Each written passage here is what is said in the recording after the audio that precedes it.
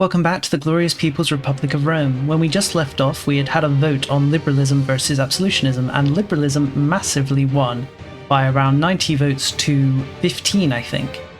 So that's what we'll be doing. Since we've entered the age of absolutism, we now have access to some new laws. One of the ones I really want to grab is this replacement for the recruitment law. The current recruitment law we have is the expanded levies, which just gives an extra 5% peasant levies, and this 0.10 towards free subjects. Neither of these are quite useful to us at this point, so I'd like to switch out for this early standing army, which just gives us a 10% increase to our manpower. Manpower is what's really holding us back right now. If we could increase our manpower, we could really just keep fighting and not stop. And luckily, this is the age where that's really going to start happening. If we look over at the mill branch of this age, we can see this army doctrines law, which will give us access to the large standing army, which will give us a 20% increase to our manpower. We also have access to the upgraded form of the training yard, or training fields, the regimental camp, which will double the amount of manpower that they make compared to the training field. So that's going to help. What I'm really looking forward to, though, is getting scientific revolution, passing down and grabbing integrate areas. Currently, the rate of our expansion is slowed due to the fact that integrating land takes a lot of time, because we have to integrate province by province. But once we get that, we'll be able to start integrating areas as a whole. Instead of having to integrate the 5 provinces that are in Provence, we'll be able to integrate all of it at once. And that is pretty helpful, especially on these very large areas, just allowing us to integrate everything really fast and very easily. That's something we're looking forward to getting. First things first, though, we've gained access to our final religious aspect. And what I think we're going to grab translated Bibles for that extra 10% literacy. We might switch out of this if we go over the 100% literacy, because it won't provide any benefits by that point. So we'll just grab this for now, though. I would constantly bang on about literacy and how great it is, and I thought I'd mention why. Of course, the average literacy of your nation affects your research rate, but more so than that, individual pops have bonuses based on their literacy rate. For example, if we look at nobles here, they give a cultural tradition and monthly control based on their literacy. Clerics give a pop conversion speed and pop assimilation increase based on their literacy. Burghers give monthly development growth and trade capacity based on their literacy. Labourers, here's the really nice one, labourers increase the maximum RGO size in their location and the production efficiency based on their literacy. Soldiers too are pretty nice. They give a increase to monthly manpower in the location, as well as force defense based on literacy.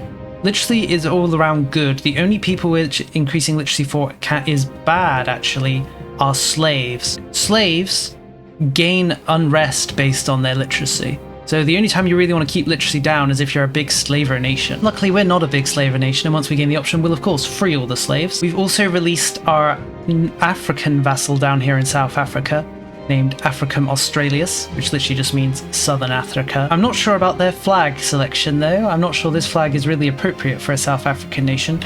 On the flip side, though, Russia doesn't like it's going to spawn in this campaign. Shout out to our boys, the Principality of Slomensk, for expanding so far and still existing. We also renamed our other republic down here into Africum Occidentalis, which is West, essentially, Africa. We'll likely name them like this until we give them independence, then we'll give them proper names. For now, though, we're actually going to jump Navarre, who you may remember gained independence from a rebellion from us last time. We're going to use the Cleanse Heresy CB, since it does increase the cost of taking land a lot, but they probably don't have much land, and I'd rather not waste 20 stability declaring war on them, so we're just going to declare war. We shouldn't really need to send much to defeat them. We'll send 2 of our legions to deal with them. Shouldn't pose much of a problem. We've actually come into range of America. We can actually see that Poland has colonized Maryland, Delaware. I'm not really sure that they should, but they are. So we're going to try and put a stop to this by colonizing ourselves. It's going to be a little costly, but we don't really have a problem. We have a large bank of money. Our income's negative right now, but it'll switch to being positive in a second. Ooh, here's something of note. Burgundy has decided to intervene in our war with Navarre. This is actually quite positive, because it means we'll be able to take some land from Burgundy, which is always nice. Not like the Burgundians can actually defy us with their paltry 20,000 or so men. We can't take much from Burgundy, so we're just going to take this tiny slither, I think. Could we take anything extra? Just a single location, maybe? Doesn't look like it. Well, we could take this, maybe, if we could just increase the willingness to make peace a little. Let's try it. There we go, we'll peace out Burgundy. Not for much, obviously, because of the peace because of the war goal, but it's good enough. When it comes to Navarre, we can't actually full annex them.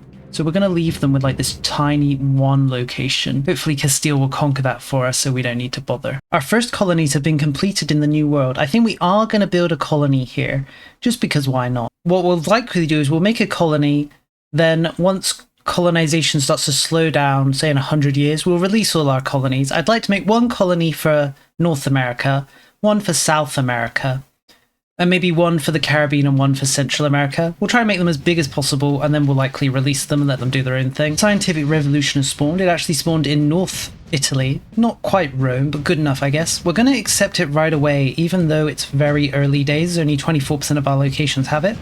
But because we've embraced innovativeness, the cost of grabbing it is actually quite cheap when it comes to stability and money, so we're going to accept it right now. Oh boy. Now we're going to rush down, get scientific revolution for that extra 10 literacy. We'll go down press laws, then we'll go down the constitution, which gives us an extra reform. Let's just change to a different form of parliament, and then we'll grab integrate areas, as I mentioned earlier. Then we'll pivot to the other side of scientific revolution and go down to grab the rights of the crown, and then this centralized government for that extra minus cost to proximity. And then we'll go down the sideways to Chamber of Commerce, convoys, wet docks, and finally to Measure of the World for another -5 proximity cost. We're going to start stacking these proximity costs quite rapidly now. For our next move, we're actually going to declare war on Aragon.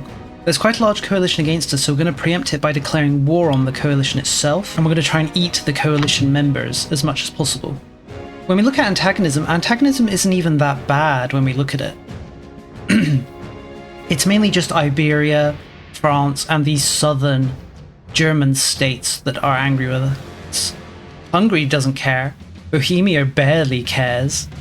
Poland doesn't care. England doesn't care. Most of Europe doesn't really care about our conquesty behavior. So no reason for us not to just focus on knocking out the people who do care, right? There goes Genoa. Nice to see them finally eliminated. We were rather benevolent towards Tyrol, but they've continued to defy us.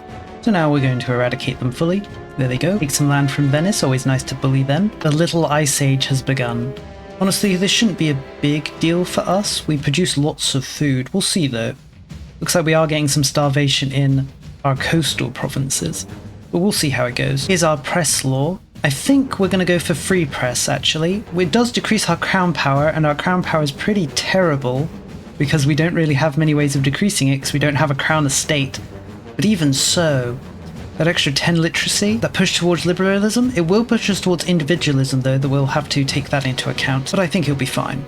Let's grab free press. You know, I tried to play EU4, and I experienced extreme vertigo while looking at the map actually. I kept trying to zoom in like you can in EU5. Hold that thought, we've just gained access to a new reform. Now what should we grab? Religious tolerance might be quite good. It would allow us to push our religious tolerance of heretics into the positive, and it would make it so our religious tolerance of heathens is only slightly negative. That'd go a long way with helping keeping the Catholics in the nations in line. We look at their satisfaction. We're losing 2.5 due to tolerance of Catholics, so we could turn that into a plus 2.5. Unfortunately, we can't get rid of this view of Catholicism -20, so it might be a fool's errand to really try and improve Catholicism's thoughts on us. Sunnis, on the other hand, only have this -5. So if we could improve this -7.5 from hating us, we could reduce it down to 2.5. That would help a little bit with keeping them in check. Is there anything better though? I'm quite liking this counter-espionage officers just for that extra 20% pop assimilation speed. We've also got this. We could also get this 5% from max literacy for mandatory bureaucratic education, but at this point I don't think we need literacy that much. Let's actually take a look. Let's pick a random province, look at our peasants. Is there a good basis of what to think of literacy as? Max literacy for our peasants is currently 78. Once free press fully comes online, it should increase up to 80, or at least 79.15. And then if we could get innovation up to 100%, that would bring us to 80. So we're 20% off max literacy, so I don't think an extra 5% is that valuable for us, at least not at the moment. So instead, I think we might grab humanitarian administration just for that extra 20% culture capacity, letting us accept even more cultures and therefore keep even more rebellions let down and core even more land. So I think we're just going to grab it.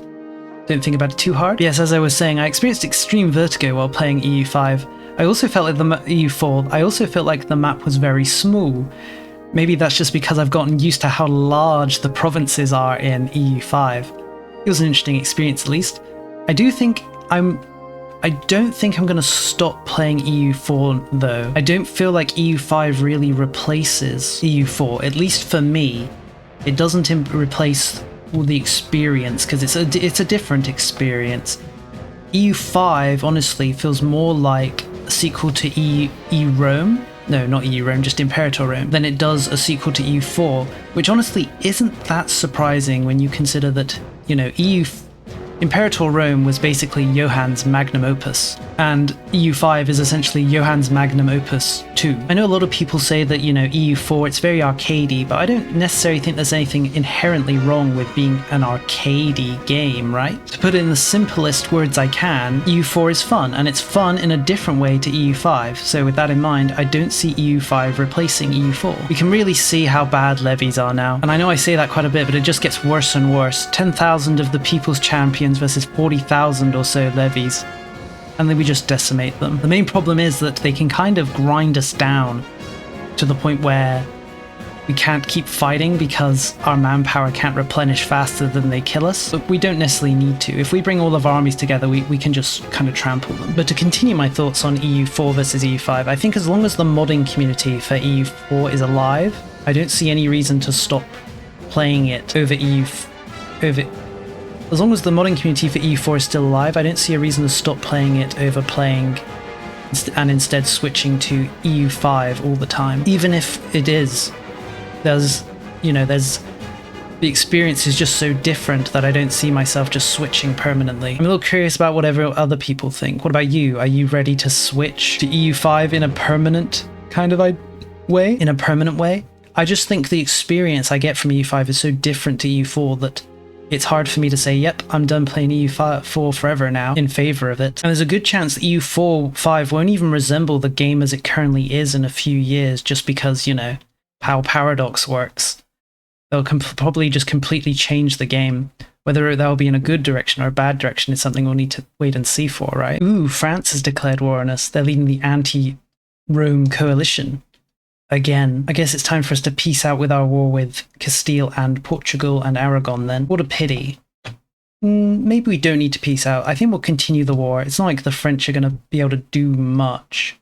We'll have to get through our lines of forts. So let's keep fighting. Another thing that's quite annoying about EU5 is how war score is calculated. Like, we've occupied all of Portugal here, but this is netting us 14 war score from occupying all of Portugal. Mainly because Portugal's taken into account its vassals, it seems. Like, it's got a very large vassal here, which it's counting for its war score. Even though, of course, this isn't them, this is a vassal. So it feels like we need to pick away at the vassals first, so that we can actually take things from the main nation, which is kind of silly. On the note of silly, we're actually going to take some land from the Portuguese vassal. Nothing crazy.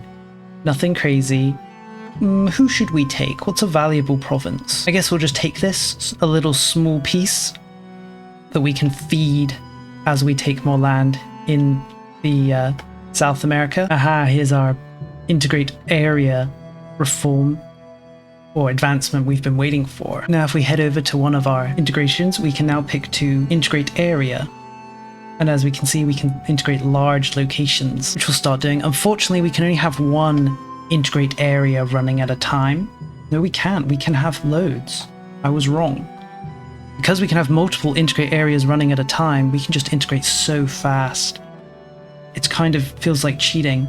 But that's how it goes, I guess. When it comes to Castile, we're going to get a little greedy. We're going to take these four provinces or so, plus Zaragoza, ordering them with Aragon. Nothing too crazy, but we're just going to cut deep into Iberia now. With Aragon, we're going to be just as greedy and take all of these northern provinces. There, we've cut quite deep into Iberia now. Now let's turn around and deal with the French. I almost don't believe it, but the French are actually wearing us down in this coalition war because there's so many of them. We've killed more than 100,000 though. We just need to be a little cautious with how we fight now. Luckily, the AI wastes a lot of time when it comes to sieging down provinces, especially since levies can't assault, I don't think. So even if they wanted to assault, they would need to rely on their main armies to do so. We're being pushed to breaking point when it comes to manpower, so this is the time when we call up the levies. It's been a while since we've done it, but needs must. There goes the coalition war. We didn't take anything from France, mainly because it'd be annoying to do so. We are going to experience another Catholic revolt. Will the Catholics ever be pacified? Perhaps one day. We've almost surpassed the amount of Catholics in our country, so if they're ever going to be fully suppressed, that'll be the time. This time we're going to call up our levies again because our goal is to really just end this war as fast as we can. We don't want to risk any rebels appearing in our revolters' lands and breaking off like they did with Navarre last time. Something else I noticed is if you want to assign an army to, say, focus siege, you can right-click the little gem to select all the possible locations. Now that makes assigning units to carpet siege and other autonomous actions a lot better. I'm not sure if it was like that originally. If it was, I just didn't notice it, but then you could fill novels with many of the things that you just don't notice about EU5. Either way, I'm glad that I have noticed it or it's been added. We've unlocked our rights of the crown law. For this one, what we're actually going to do is grab figurehead position. This increases the satisfaction of each estate by 5 and blocks the crown from the cabinet, but we don't have any crown members, so there's no downsides. The only alternative would be to grab absolute rule, which gives us 20% to our crown power, but that's not really that useful for us because a paltry 20% isn't really going to help our crown power much as it is anyway. Equal relations, that does increase our crown power by 5, increase everyone else by 5, but I do think it ends up increasing crown power more because of how the modifiers work, but we're going to go with figurehead. We want to make our estates happy. They should all be happy. Happy to let us revoke their privileges, happy to support our nation, and most importantly, happy to pay tax. There goes the revolt, nice and easy. We didn't manage not to lose any land this time. What we're going to do, I think, next is we're going to nip across and attack Morocco again, and then I think it's time we actually go to war with the Mamluks. We've kind of just let them live for quite a while, but it's time we'd liberated the Holy Land, I think. We already have the Casus Belli available, so we're just going to go. Morocco's on their own this time. Mali isn't willing to join the war, or at least their friendship with Mali has ended. We should make things even easier. Not that it was going to be difficult. There we go, rather quick and easy war. We're just going to take the northern coast of Morocco like this. We're actually going to annex Tunis as well, just to get them out of here. They've long been a thorn in our sides. There they go. We've nearly taken the control of the entire northern coast of Africa now. Now we're going to rush east. We're currently fabricating a claim on the Mamluks, so the moment that comes online, we're going to attack them. So we're just going to chill out until then. We're making a lot of money, so we're probably going to build some stuff. Through a series of fortunate events, we're actually very close to become an empire. We just need another positive event that gives us 7 or so prestige, and we'll be able to become an empire. I didn't think I was going to see it, and I might not see it still. Just need one of those positive events. Paradox, please. Our Casus Belli against the Mamluks is online. It's time for us to declare war, or it would be, but we're going to end the video here. Next time, we're going to attack the Mamluks and attempt to liberate the Holy Land from their occupation for the glory of Rome and all that. Anyway, thank you for watching, and see you next time.